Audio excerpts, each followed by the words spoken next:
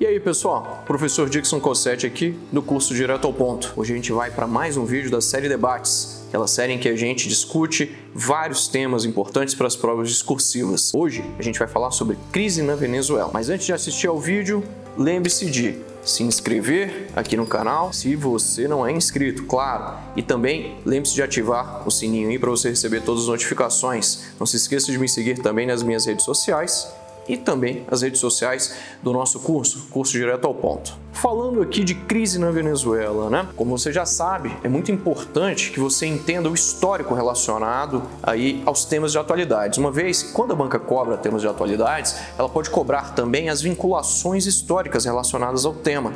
Isso ocorreu, por exemplo, na prova da Secretaria de Educação do Distrito Federal, em que a banca abordou o tema envolvendo o contexto de ascensão histórica do ditador Fidel Castro, né? Até a morte dele. Então você tinha de saber ali esses elementos relacionados aí à ascensão de Fidel Castro, né, a história dele. Isso aconteceu em uma prova da Secretaria de Educação do Distrito Federal, por exemplo, em que a banca cobrou lá o contexto de ascensão histórica ao poder do ditador Fidel Castro, né, e você tinha de falar até a morte dele ali. Também no concurso da Polícia Federal, em que a banca CESP cobrou um tema terrorismo, né, o tema de terrorismo, e você tinha de falar em um dos tópicos acerca da escalada terrorista desde o atentado às Torres Gêmeas, no 11 de setembro de 2001, até os dias atuais. Ou seja, é muito importante que você entenda os desdobramentos históricos relacionados ao tema, né? Em termos de histórico da crise na Venezuela, você tem de entender quem foi Hugo Chávez e o contexto de ascensão do Chávez até o poder, né? Hugo Chávez, foi o presidente que ficou por 14 anos no poder na Venezuela. Quem era Hugo Chávez? Hugo Chávez era um membro das Forças Armadas, do Exército da Venezuela. E ele tentou um golpe militar contra o governo Carlos Pérez no ano de 92 e o golpe fracassou. Chávez foi preso e ele ficou alguns anos na prisão. Quando ele foi preso, ele começou a fazer um processo de oposição muito ferrenha ao governo e vários daqueles membros ali das Forças Armadas também acabaram garantindo mais força ainda para esse contexto aí de ascensão do Chávez. Ele mesmo preso tinha muita influência, né? Tinha bastante influência e começou a ganhar também força política no próprio parlamento. Novas eleições foram feitas e o presidente recém-eleito, Rafael Caldeira, assim que foi eleito, já soltou Chávez. E Chávez, né, Hugo Chávez acabou ganhando muita popularidade. Em 1998, ele se candidatou e se tornou presidente da Venezuela. O governo de Chávez foi um governo marcado por inúmeras controvérsias, né? Mas a base do governo dele, né? A campanha eleitoral do Chávez principalmente se ocupou do seguinte slogan, né? Queria redemocratizar a Venezuela, utilizando como base, né? Garantindo mais justiça social para todo mundo, né? Desigualdade social na América Latina é moeda comum, né? Você sabe disso. Na Venezuela, então, pior ainda, né? O lema dele era realmente garantir mais justiça social, mais equidade, né? Diminuir os níveis de desigualdade com base no principal produto do país: petróleo. A Venezuela é o país no mundo que possui mais reservas de petróleo, né? É o principal produto da economia venezuelana. E ele utilizou isso aí como base para o seu governo, né? Ele fez muito dinheiro, né? O termo petrodólares, né? Ele foi cunhado principalmente para se referir exatamente a isso, nesse contexto aí de ascensão utilizado pelo Chávez, com base na venda do seu principal produto, né? Da exportação do seu principal produto, que era o petróleo. Ocorre então que o governo dele ele foi marcado por uma disparidade muito grande. Até hoje, há vários opositores ao governo de Chávez, né, o antigo governo de Chávez, e há vários também defensores do governo, né? É inegável que o governo Chávez, ele contribuiu muito para o aumento do PIB na Venezuela, para a melhoria dos índices econômicos, né, para a melhoria da qualidade de vida, para a redução das desigualdades, para a redução do analfabetismo infantil. Ele foi responsável, de uma certa forma, por melhorar também a condição de saúde do povo da Venezuela. No entanto, uma das coisas que também é inegável é que o governo Chávez contribuiu muito para a falência da democracia na Venezuela, né? Chávez, ele foi acusado inúmeras vezes, ele foi eleito 4 vezes para o poder, né? De forma consecutiva, e ele se perpetuou durante 14 anos no poder. Ele morreu no ano de 2013, vítima de um câncer. E durante todo esse tempo do governo dele, ele foi acusado de fraudar todas as eleições, ele foi acusado de, em vários momentos, perseguir seus opositores, prender opositores e até de matar opositores. Ele foi acusado em inúmeros momentos de corromper todos os poderes, o poder judiciário, todos os membros das principais cortes eram aliados do Chávez e ele também conseguia comandar de uma forma muito precisa não só o poder executivo, mas principalmente o poder legislativo. O seu partido ele nominava as principais cadeiras, os principais blocos, as principais comissões no poder legislativo. Ocorre então que o governo do Chávez ele se tornou uma verdadeira ditadura. Ah, Dickson, mas isso é controverso, tem gente que não fala uma ditadura, mas ocorre que, de uma forma geral, os países estrangeiros reconhecem que havia uma ditadura na Venezuela. Mas é o que eu te falei, há defensores do governo Chávez e há aqueles opositores. Eu particularmente acho que, claro que foi uma ditadura, e o governo Chávez ele contribuiu grandemente para o processo de falência da democracia na Venezuela. Isso é um fato e você tem de ter isso também em mente. Em 2013, Chávez morreu. Desde 2012, o vice-presidente Nicolás Maduro assumiu o poder e em novas eleições, em 2013, Nicolás Maduro acabou sendo eleito para conduzir a Venezuela, logo após a morte de Chávez. Diante disso, as instituições na própria Venezuela já não eram instituições mais confiáveis, eram inúmeros os casos envolvendo denúncias quanto ao poder judiciário, de sentenças compradas, de juízes comprados, desembargadores comprados e todo esse processo na Venezuela foi um processo que envolveu uma verdadeira ditadura. Tanto é que o governo da Venezuela era um governo socialista, visando ali ao comunismo, Essa era a grande base de atuação do governo Chávez, Ou seja, o governo socialista, ele basicamente se utilizava da venda de petróleo, para os países estrangeiros e ele utilizava muito esse dinheiro para poder bancar os seus programas sociais. Então, dificilmente a sociedade conseguia construir suas próprias casas sem uma interferência do governo, criar negócios, montar empresas sem interferência do governo. Tudo era controlado pelo Estado. Evidentemente que esse país ganhou muito dinheiro com a exportação de dólares, mas ele também não cuidou das suas empresas, ele não investiu em tecnologia, ele não investiu em agricultura e o governo cada vez mais precisava comprar coisas de fora, e produzia pouquíssima coisa em solo venezuelano, Basicamente exportava muito petróleo, mas comprava muitos itens de consumo para a sua população. Desde então, nós tivemos uma bancarrota da Venezuela. A crise na Venezuela cada vez mais se agravava, O que a gente tem hoje na Venezuela é uma falência completa do Estado democrático e das instituições também.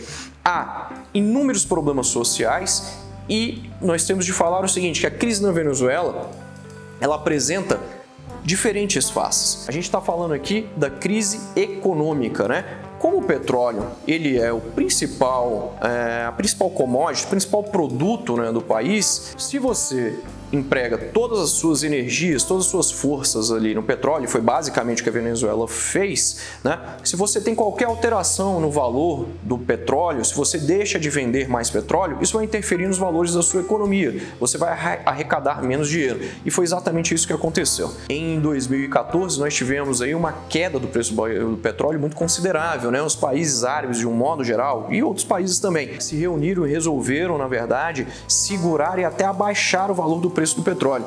Isso ocasionou um problema muito grave para a Venezuela, fora as enormes sanções comerciais, como sanções dos Estados Unidos que foram impostas à Venezuela, fazendo com que a venda do petróleo por parte da Venezuela abaixasse muito.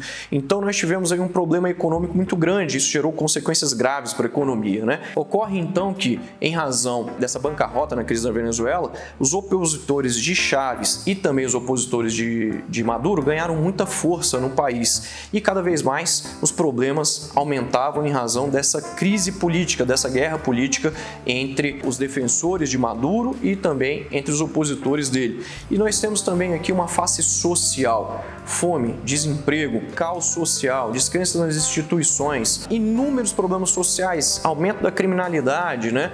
Tudo isso interferiu bastante e contribuiu para que houvesse praticamente uma falência no país. E essas três faces somadas, elas vão colidir numa crise humanitária, né? A carência de itens básicos, de consumos básicos para a população é imensa, né? Não há praticamente nenhum tipo de item de consumo básico, né, para você comprar, por exemplo, nos supermercados. Não há carne vermelha, não há frango, né, e quando há o frango é um frango de péssima qualidade, né, fora os outros problemas que você tem. Ocorre então que a crise econômica, como o pilar, né, dessa crise maior que nós temos aí, ela acabou interferindo em vários outros aspectos, né? Com problemas na economia, nós tivemos aí um aumento muito grande da inflação. Isso gerou um déficit nas contas do governo muito grande, e o governo já não consegue, né, até hoje, né, ano de 2019, já não consegue mais arcar com os custos dos programas sociais, já não consegue comprar itens básicos de consumo para a população. O que nós temos é crise envolvendo também a corrupção no Estado, né? Então, uma das causas dessa crise, muitos dizem que é exatamente a corrupção por parte dos servidores públicos, seja no Poder Executivo, seja no Poder Judiciário, seja no Poder Legislativo. Além de tudo isso, nós temos vários aspectos relacionados à política, né?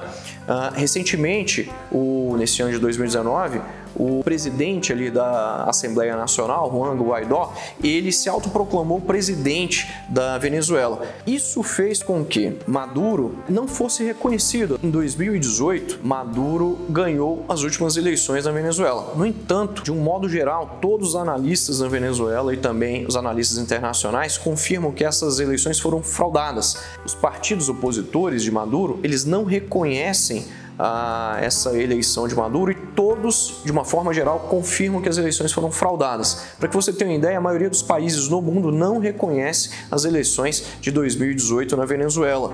O próprio Brasil não reconhece, claro, os Estados Unidos também não reconhecem essa última eleição que foi disputada e foi ganha por Maduro, e ele ganhou por mais um período aí a possibilidade de ser presidente da Venezuela. Ocorre então que tudo isso acaba colidindo no aspecto social e nós temos inúmeros problemas relacionados a isso, e a sociedade cada vez mais confia menos no governo. E, claro, a crise humanitária já é muito grande, né? Falta tudo para a sociedade. Então, o que a gente tem aí são várias causas diferentes que colidem nas consequências que a gente vai comentar aqui agora. Em razão de tudo isso que a gente falou, as consequências para a Venezuela são enormes, né? A gente tem uma falência da democracia, uma descrença muito grande nas instituições. A sociedade não confia mais nas instituições, não confia na polícia, não confia no poder judiciário, não confia no poder legislativo, e tudo isso acaba trazendo inúmeros problemas também, não só para a sociedade de uma forma geral, mas problemas também para os países vizinhos, né? Principal consequência, imigração de venezuelanos. Os principais países que foram alvo da imigração de venezuelanos, né? A gente tem aqui Colômbia, Peru e Brasil. Vários são os problemas, né, oriundos disso também que a gente vai ver. Mas, como consequência, a gente tem uma queda do PIB da Venezuela muito grande, nós temos problemas relacionados à saúde, várias doenças, né, como sarampo,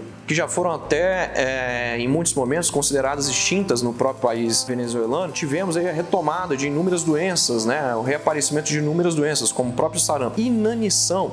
Inanição hoje é uma doença muito comum na Venezuela. Vários estudos indicam que, em média, a população da Venezuela perdeu 11 quilos nos últimos 2 anos. 11 quilos nos últimos 2 anos. Olha só, é muita coisa, né? Além de tudo isso, a gente tem altos índices de criminalidade, né? A gente tem uma imigração maciça de pessoas procurando cada vez mais países para ter atendimento básico, como, por exemplo, pré-natal, né, para as mulheres que estão grávidas, né? Várias são as pessoas, as famílias que procuram o governo venezuelano e entregam seus filhos dizendo que não tem como tomar conta dos filhos, não tem como arcar com as despesas dos filhos, não tem como criar os filhos. E migram para outros países, tentam migrar para outros países aí em busca não só de trabalho, mas em busca também de alimentação, em busca de abrigo, em busca também de uma perspectiva de vida, né? As consequências são gravíssimas, né, para a Venezuela. Bom, as consequências para os outros países também são grandes, né? Quando a gente fala aqui do Brasil, o que ocorreu foi o fechamento da fronteira entre Brasil e Venezuela, né, recentemente, por parte do governo da Venezuela. e inúmeros manifestantes acabaram entrando em confronto aí com o governo de Maduro, e o governo de Maduro hoje é acusado de ser extremamente autoritário e também violento, né? A polícia, né, tem tentado conter essas manifestações de uma forma extremamente violenta. Há uma perseguição aí, quanto mais aos opositores também no governo Maduro. Alguns até recentemente foram presos também. O governo de Juan Guaidó, né, na verdade, que se autoproclamou presidente, ele é reconhecido pelo Brasil e pelos Estados Unidos. E o Brasil não reconhece o Maduro hoje, o Nicolás Maduro hoje, como presidente da Venezuela. Então o que a gente tem é um verdadeiro problema aí, né? Parte da própria Venezuela considera o Maduro presidente, mas outra parte considera o Juan Guaidó presidente. Isso traz inúmeras consequências também para os países vizinhos, né, que tem que se relacionar aí com os demais países. Muitos dizem que há uma possibilidade, ou que poderia até haver, né, uma possibilidade de uma intervenção aí dos Estados Unidos, ou até mesmo de uma guerra entre Brasil e Venezuela, né? Mas todos os diplomatas, né, entre brasileiros e venezuelanos confirmam aí que não há possibilidade aí de um problema mais grave entre Brasil e Venezuela. Mas o governo do Donald Trump já ameaçou várias vezes invadir o país venezuelano. O que a gente tem aqui no último momento é os Estados Unidos mandando ajuda humanitária para a Venezuela, mas infelizmente a ajuda humanitária não pôde entrar, né? Não pôde passar ali da fronteira, porque o Maduro acha que essa ajuda humanitária, na verdade, é uma desculpa dos Estados Unidos para eles se infiltrarem em solo venezuelano, né? E aí tentar depor aí o governo de Nicolás Maduro, né? Bom, o governo do Brasil, ele adotou um comitê para tratar aí de questões relacionadas aos imigrantes venezuelanos e também de vários aspectos envolvendo, por exemplo, as cidades ali do norte do país, que fazem fronteira com a Venezuela, né? Ocorre então que muitos venezuelanos vêm para cá procurando atendimento em postos de saúde, procurando trabalho, procurando alimentação, procurando abrigo, procurando uma perspectiva de vida, né? Algumas famílias trazem os seus filhos também para que estudem, para que tenham atendimento, para que pelo menos tenham ali as vacinas, né, que são exigidas ali para as crianças mais novas, para os bebês mais novos, né? Isso tudo faz com que parte dessas cidades ali do norte do país tenham uma grande procura, né? Aí relacionada também aos serviços de saúde, serviços de educação, entre outras coisas. Fechando o vídeo, a gente vai falar sobre duas soluções básicas para a crise na Venezuela. A primeira coisa é o seguinte: a convocação de novas eleições na Venezuela. Isso é um fato, né? Porque as últimas eleições não foram reconhecidas pela comunidade internacional e nem pelos próprios partidos políticos da Venezuela, né? A não ser pelo partido do Nicolás Maduro. E, claro, o processo de redemocratização da Venezuela. Isso é fundamental, são duas soluções básicas. As comunidades das nações tentam, de uma forma geral, auxiliar aqui o governo da Venezuela ou até entrar em um acordo com o governo da Venezuela. Mas, infelizmente, Nicolás Maduro ele tem adotado uma postura extremamente autoritária e sem diálogo, né? Basicamente, é isso. Eu espero que você tenha gostado do nosso vídeo de hoje. Falamos bastante sobre a crise na Venezuela. Eu espero que você também curta esse vídeo aqui. Se você não curtiu, também deixe aí o seu comentário. Se você gostou, deixe o seu comentário também. E não se esqueça de me seguir nas redes sociais. Eu espero por você nos meus cursos presenciais e online. Tchau!